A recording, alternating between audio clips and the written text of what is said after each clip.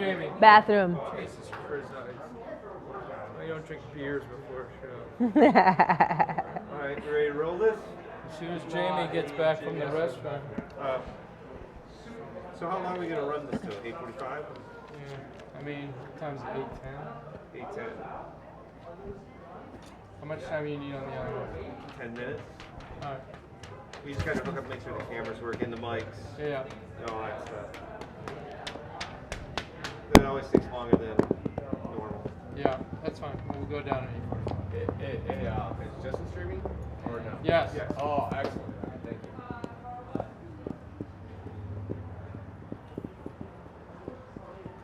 Yes, we're streaming. Okay, I always do that because it's kind of cool to see a bunch of pictures with it. If I decide. In 5.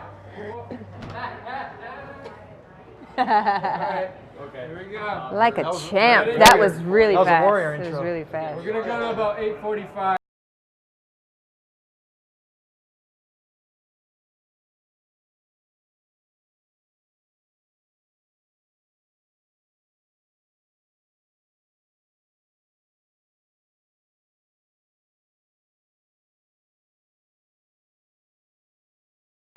It is Monday night, so that means tonight it is KAYFABE Corner here at Meltdown Comics, and joining me today, last episode.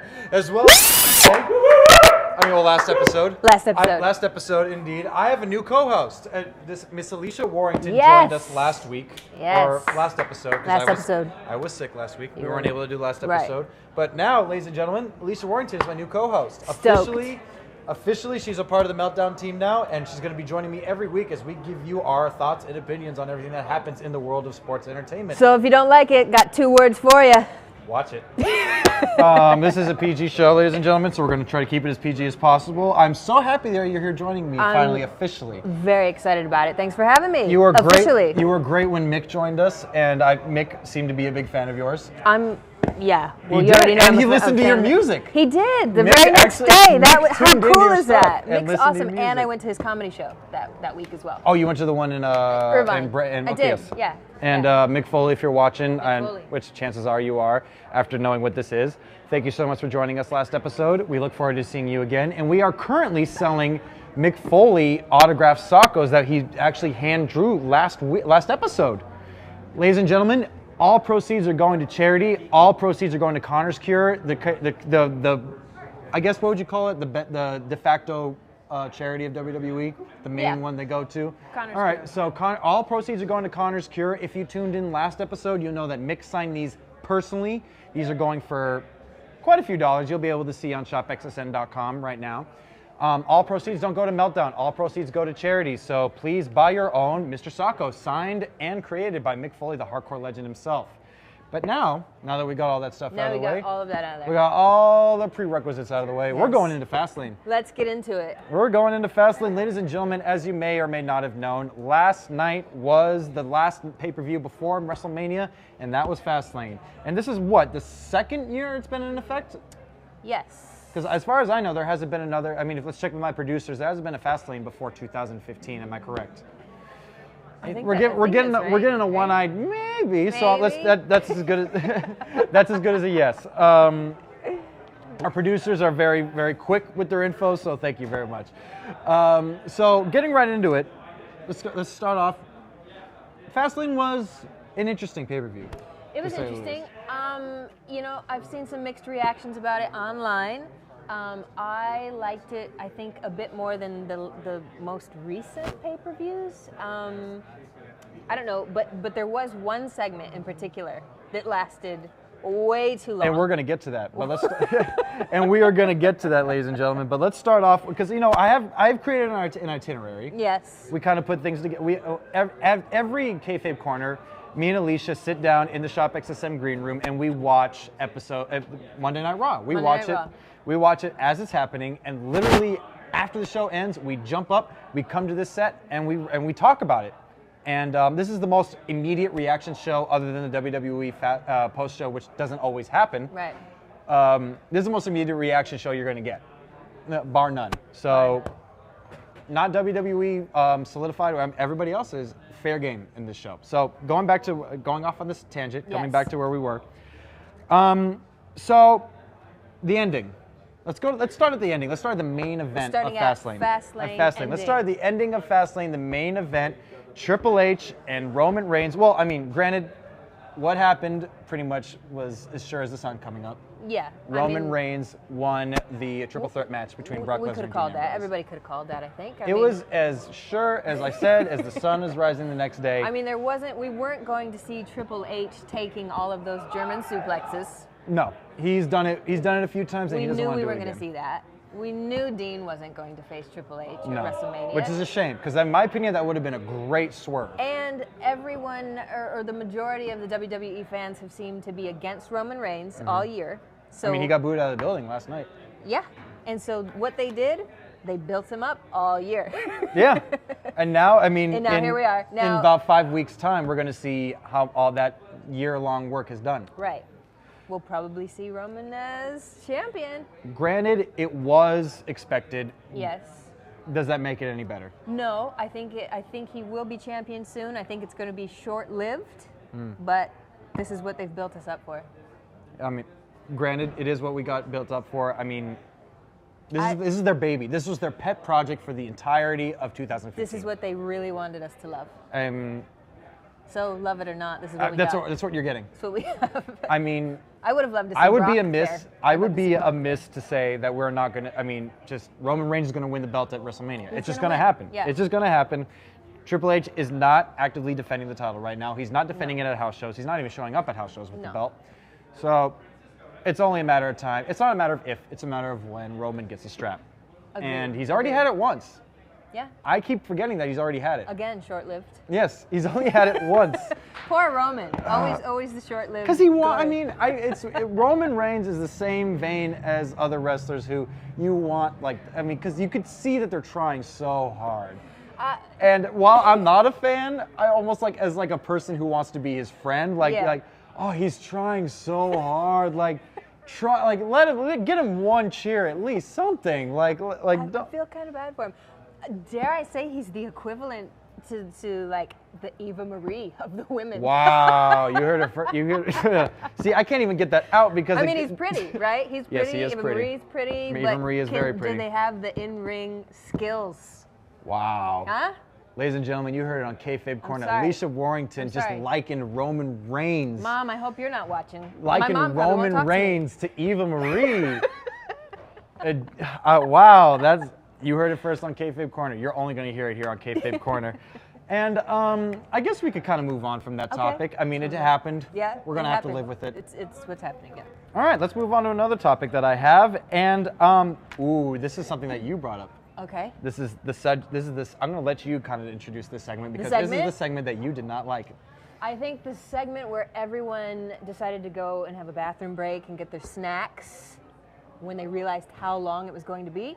Edge and Christian. You knew exactly what I was talking Edge about. and Christian. I mean, did we really need 35 minutes of Edge and Christian, New Day? That was horrible. And the league.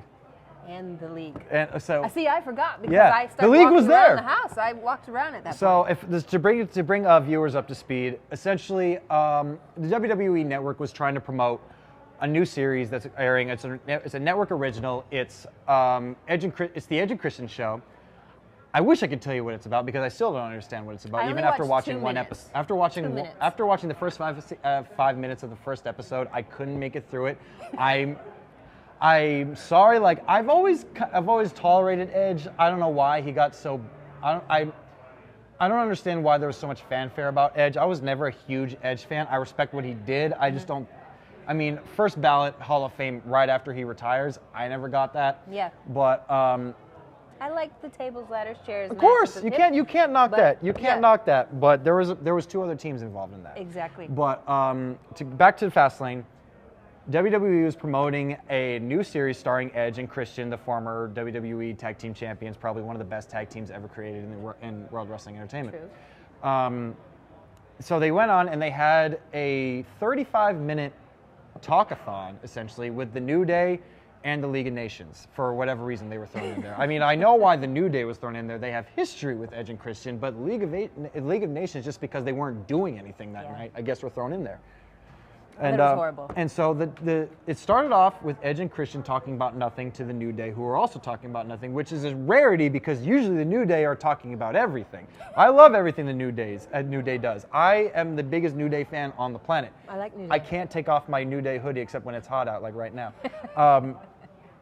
This is a rarity in the New Day programming, is that they're actually put out something that I don't thoroughly enjoy. It's the first time it's ever happened, and then you throw in the League of Nations, who I don't even know why they were there in the first place, and it ran 35 minutes long. 35 minutes Not long. one altercation. No.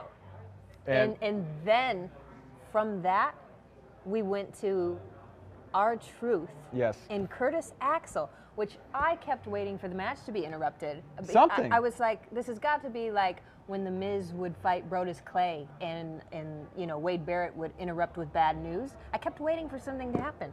And it didn't. I couldn't believe that match followed that 35-minute long. Well, I mean, granted, it was kind of servicing the whole RTruth and Goldust program, which is going right now, which we'll talk on next, which we'll touch on next.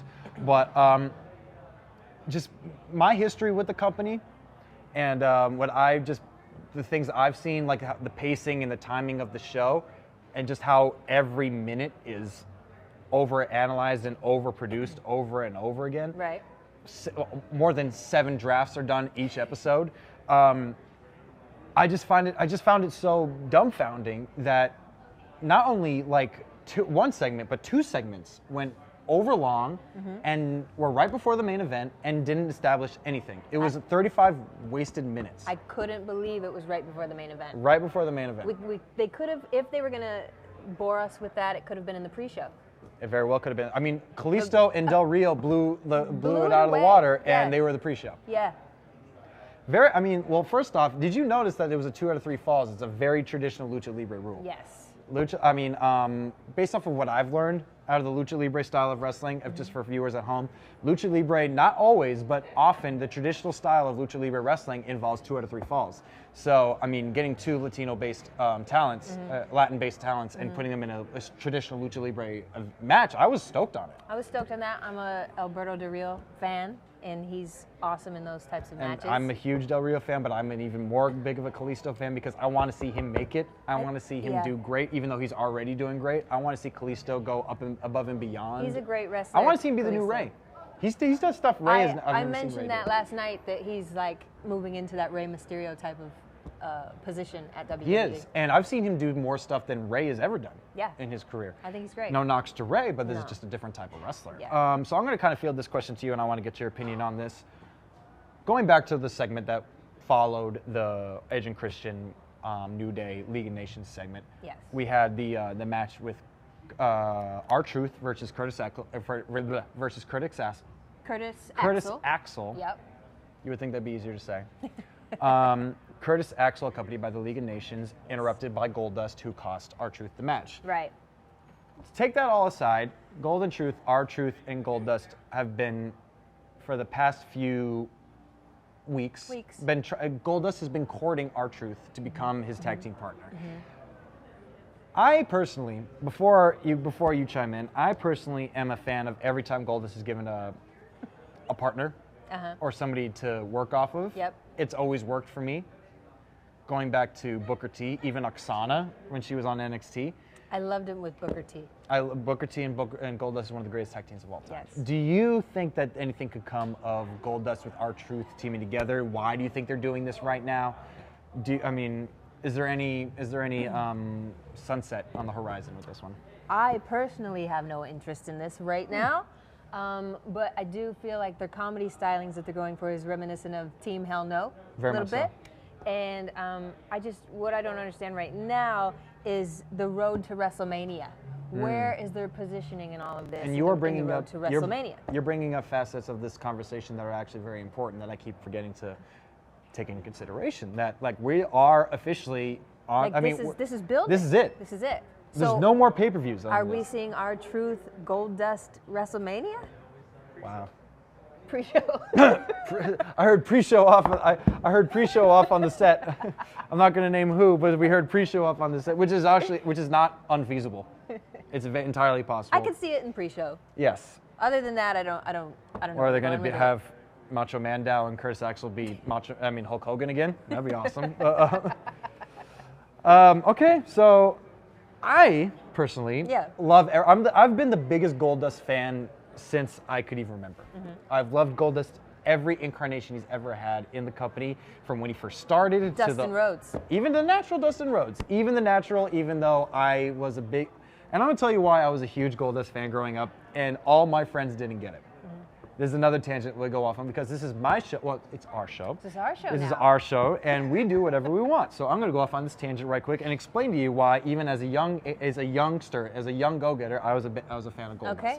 So, when you're a kid, especially a young male, You like to wear your mom's clothes. See, this is what she's doing now. She's the official co-host now. So she's adding this. You're going to rethink this. She's the ebb to my flow now. So. Okay, I'm sorry. No, not by all means. Keep going with this. You see, you got me though. I'm sorry. You got me though, because I had no answer for that.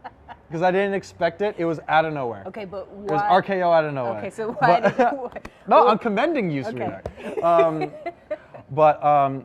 Back what I was saying. So growing up, when you're a young male, when you're trying to be masculine in front of your other friends, you know, an effeminate character such as Goldust isn't the first one your friends would think is their most famous wrestler. Okay. And all my friends would be like, oh, you know, this is young kids talking back in like the late 90s. Like, oh, he's a sissy. He wears lipstick. And my friends were like, oh, he's a homo. And I was like, guys, no, he's not. He may have makeup on, but he's got one of the baddest chicks on the roster by his side every day. One, two, he's in your head. That's why he's winning, because he's freaking you out. He's not trying, that's, in my opinion, that's why I loved him, because I got him. Even that early of an age, I got what Goldust was about. He was androgynous, he was in your head in a way that nobody else was able to get in your head. Like, he didn't play Taker mind games, he didn't play Mankind mind games, he played Goldust mind games. And that's why, to wrap this whole tangent up, that's why I'm a big Goldust fan. I just like seeing more of Goldust, because he's naturally funny. I don't think he's given enough credit for how comical he could be. And even though it's with RTruth, who's surely had his run, you know, and I don't know how much more of Little Jimmy we could possibly get. I would say, what's up, Yeah, and but I just because the kid in me, this is young Jamie speaking. More Goldust on TV, the better. I did like the Jimi Hendrix segment that he did. That was amazing. That was the background. That was Goldust dressed as Jimi Hendrix outside of the arena was the background of my phone, and I kid you not, it was the background of my phone for 2 weeks. I love that. Because it was amazing. You notice how he's kind of doing the Kamala painting on his lips? Yeah, You notice I like that? Yeah. I know, that was interesting. There, All right.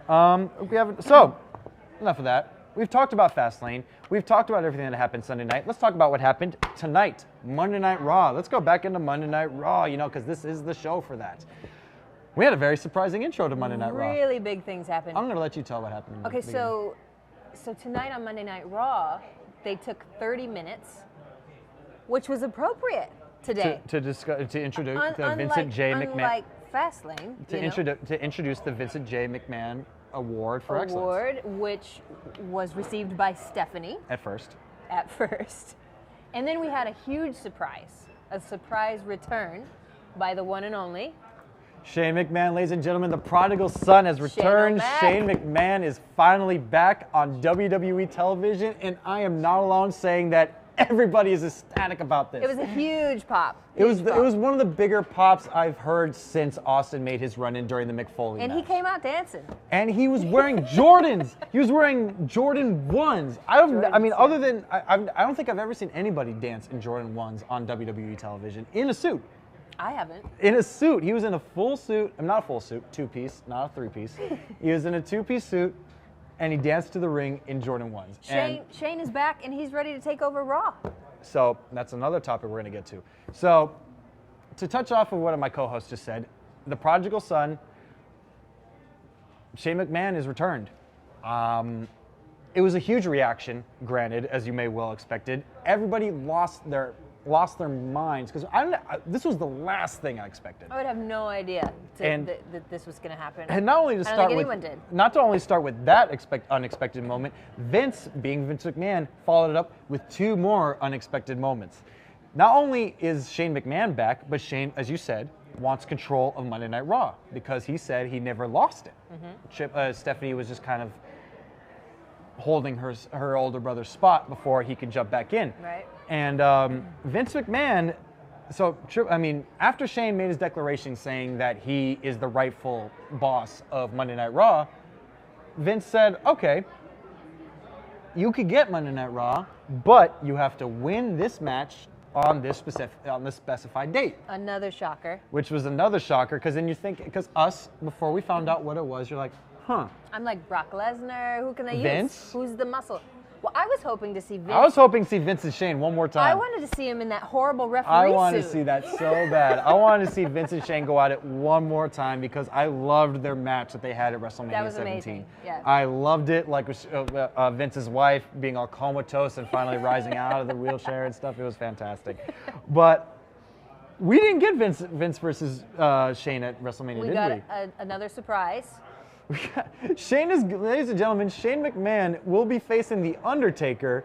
The Undertaker, the only other person other than Shawn Michaels to be notified alongside WrestleMania in a Hell in a Cell match. Hell in a Cell. What? Shane McMahon returned. I mean, when was the last time he was in the ring? Like 10 years ago? If that. I think the last time he was in a ring was when Vince was trying to figure out who his illegitimate son was. So well over 10 years, he hasn't been in the ring. And And don't quote me on that because that may be wrong, but Could be wrong. It's been at least 10 years.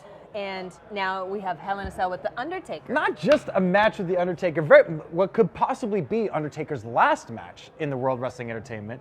Possibly, I can neither confirm or deny that. His last match? Who else would it be against? Do you know what? They have to make this, they have to give us something a little more with this, like the company versus career. Well, like again, Undertaker. there is less than 5 weeks left until WrestleMania. True. And I'm still kind of reeling over this whole thing with Shane McMahon being announced as The Undertaker's opponent at WrestleMania 32 in a Hell in a Cell match, nonetheless. And it's just, well, first off, we're still reeling off that initial announcement because you never, when you hear that Taker's going to have a match at WrestleMania, you're expecting Brock Lesnar, Kane, Triple H, maybe even The Rock. You are not expecting a guy who's been not an active wrestler, but someone who's been left off of WWE television for over a decade, it seems like. And he's not an active wrestler. As you've seen when he's back on TV, even though he looks good, he is a little gray behind the ears. It's a little gray. He doesn't have the jet black hair that Shane used to have back in the day. So my question to you is, and I'm going to kind of maneuver this statement into a question. Where does this leave Undertaker? Well, where does this leave Undertaker? In Undertaker's heel? Because, I mean, the huge pop that we got for Shane, everyone's super excited that he's back. Because the initial reaction we got right now is Shane McMahon is working as a face. Right. That is what we're getting right now. Initial reaction. So, but Undertaker, everyone's been behind him for the past few years. We haven't had a heel Undertaker since 2002. Yeah. So, so that's interesting. If what we're going. Will there be more stipulations possibly added to this? I would say yes. I mean, strong yes. I want there to be, because I want there to be like, okay, it's just Taker has nothing on the line as well. Because in my opinion, in order for us to be able to side with either Shane or Taker, a lot more development with this storyline has to go through with the following weeks. And, you know, we got a pretty good, I mean, based off of the very subpar show we got last night at Fastlane, we were given a pretty good surprise this afternoon. I would say so, yeah. Oh, and you know, we got about less than 5 weeks. Maybe they're gonna have another night like this. There's time for a little bit of development there. As cliche as it sounds, ladies and gentlemen, Vince McMahon is not wrong when he says anything and everything does happen in the WWE. As cliche as it sounds, he's proved it time and time again that it does indeed happen. So we're running low on time right now, so I'm gonna keep going with it. And keep going. So the first ballot we ever got at the WrestleMania 32 Hall of Fame ceremony in Dallas, Texas, is Sting, the icon, the WCW franchise, the vigilante, whatever nickname you want to give him. Yep. He is the first ballot entry into the 2016 Hall of Fame class. Monday Night Raw tonight, even though a lot of the list was supposedly leaked, Right. the official confirmation of the second entry into the WWE Hall of Fame in 2016 is Charles Wright, a.k.a. The Godfather, a.k.a. Papa Shango, a.k.a. Kama Mustafa. Right. 3 different gimmicks on WWE television, ladies and gentlemen, and he is entering the halls of professional wrestling or sports entertainment. Your thoughts? I think a lot of people might be upset with that one. Really? Maybe so. I think that some people might think other people could go before him. I was a fan. I think that the whole pimp character definitely epitomized the whole Attitude Era. Like it was perfect of that time period. I was a fan of his with the Nation of Domination. When he was Kama. Yes. And then, Papa Shango, I was a fan. A lot of people didn't like that gimmick. They thought it was cheesy. I don't know. I was a Papa Shango fan personally when I was growing up. I loved Papa Shango. I loved when Papa Shango made Ultimate Warrior's brain melt, like when the green stuff came out of his head. How do you not love that? I thought it was amazing. I still don't know how they did it, like because Warrior wasn't wearing a hat, so I don't know how he was doing it. And I love The Godfather. How could you, as a prepubescent male growing up watching this, which you were not as far as I know. I was not. Which is maybe why I didn't care for the pimp characters much. Or Val Venis. Right. He had the Ho Train. He did. When you're a 13-year-old boy, you see the Ho Train coming, you're paying attention. And the Attitude Era was very influential in my development, as you would say, because I was going through puberty. Yeah. The same time WWE was transitioning to the Attitude Era. It's a great time to be a 13-year-old. That's perfect. It was a for great teenager. time. I am happy to see Godfather back in. I don't know if I would have made him a second round choice. Right. I would have maybe seen him like 4th or 5th down the line. Agreeable with that, yeah. I do think he made enough of a presence at in the WWE. Longevity for sure. He's gone under 3 different gimmicks. Sure, yeah. And they weren't one-offs. No. Like he was at least under each gimmick for a max of like maybe 2 or 3 years. Yeah, a couple years at least. Yeah. And he's always been a good hand. I mean, a lot of people said, oh, well, Godfather's in there because Coco Beware's in there. I don't see that. I don't see that. I don't see the Coco Beware's career being nowhere near as the same as the Godfather's or Charles Wright's. I am personally happy to see the Godfather in the Hall of Fame. I always thought he was going to be. Here's a question. If Godfather's going in, does Val Venis? No. That's tricky, because I feel like they barely etched out Godfather because he was Charles Wright, Kama Mustafa, and Papa Shango. Yeah. Val Venis' entire gimmick, his entire career, was he was a porn star. Right. Is that okay for, even though he isn't really a porn star, is that justification to be in the Hall of Fame? Because Godfather, while his whole gimmick was very non-PG, right, he made a lot of impact in the company with other gimmicks as well, whereas Val Venis only had one. But then you look at things like China. Like the argument about not letting China in the Hall of Fame was because of her tapes online that were not PG.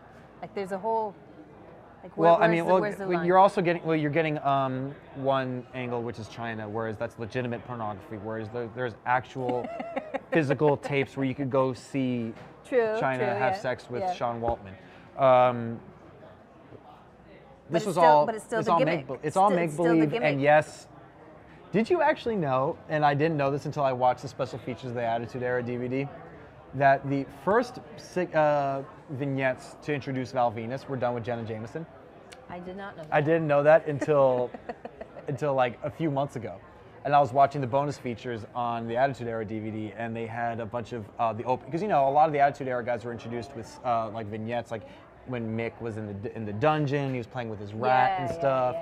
And Val's he was on set with Jenna Jameson, and I was like, why isn't this more of a thing? Yeah, like, I never heard that before. Like, nobody knows about that. Everybody knows when Diesel and Shawn came out with Jenny McCarthy and Pamela Anderson, but nobody knows about when Val Venis had not one, but like 2 or 3 segments with Jenna Jameson. Yeah, no idea.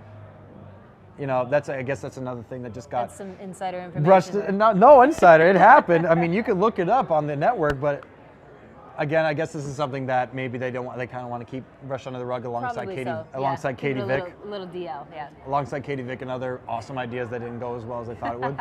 So, we had Fastlane. We had Monday Night Raw. Monday Night Raw. If you kind of want to just kind of wrap it, because we are nearing the end of tonight's show, which the show ended with Roman Reigns and Triple H having a physicality. Triple H pedigreeing Roman Reigns on the steel steps, giving Roman Reigns some color. I don't know if it was legitimate or. I loved it. I mean, Roman got hit with the bell. He was smashed into the table. There was blood. It was like a street brawl, which is kind of a little preview of what we're going to get at WrestleMania. And Hunter was in street clothes, whenever he was Hunter's in mom in jeans. He was a lot of WWE talent has some very interesting choices in mom jeans today.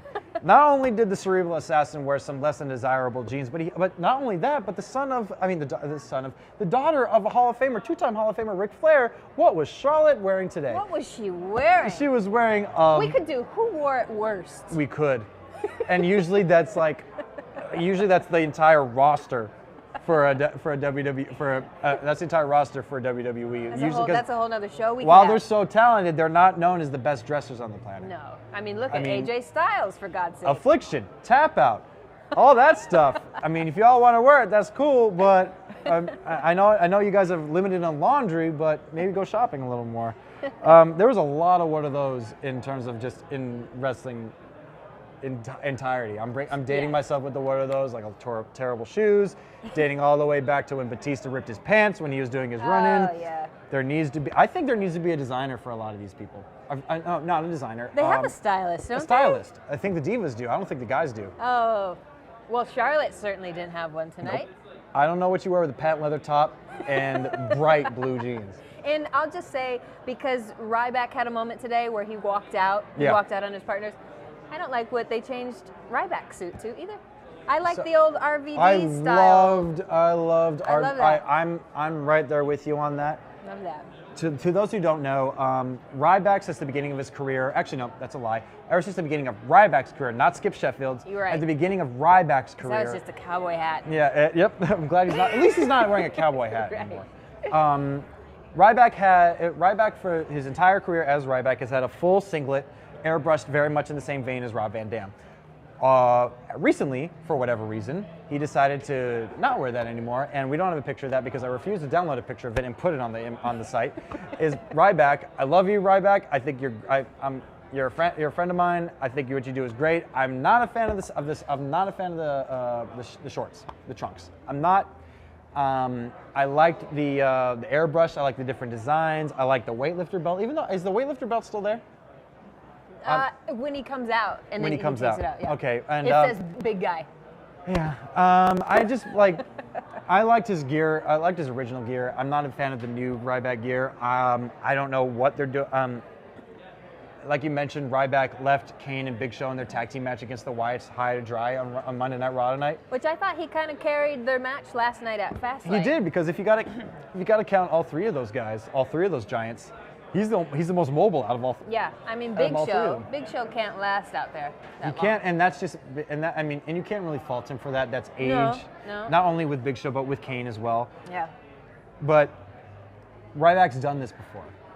He's done the whole, well, it's just me now. I'm stepping off on my own, and he's done it twice now. True, and yeah. it's not real. Even though I think it should pan out better, where a lot of I always differ a lot when wrestling fans say when I say I'm a big Ryback fan. I'm a big Ryback fan. I love Ryback. I've always been a huge Ryback fan. Yeah. I think he has a lot to offer in terms of. I totally agree.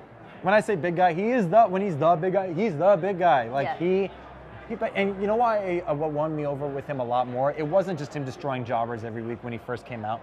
He's learning. Mm-hmm. He's improving. He is definitely improving. He's legitimately in there, in the performance center, in the gym, wherever he's learning, trying to own his craft. He really is, and you could tell. He is no Cena. No, he's not. No, he's not. Cena's figured out his niche. He's got it going, and that's all he needs to do. It's like that Hogan leg drop, you know? So, going into next week's episode, we have another episode of Monday Night Raw. Not another episode of Lucha Underground. We just got another episode of Monday Night Raw coming up next week. And just to lead into next week's episode, a lot of stuff happened. Not a lot of stuff, but some interesting things happened. Will Shane McMahon be on Monday Night Raw next week? Will we hear from The Undertaker? Right. Is Brock going to be there again? Because Brock did essentially destroy Dean Ambrose all night. Threw him through a window today. Yeah. Car window. All night. And then Dean drove back in the ambulance. Again. These ambulance drivers have got to stop giving Dean Ambrose keys, because he seems to be able to commandeer a lot of ambulances. Yes. And as you guys know, ladies and gentlemen, anything and everything does happen in the WWE and in professional wrestling, aka sports entertainment in general.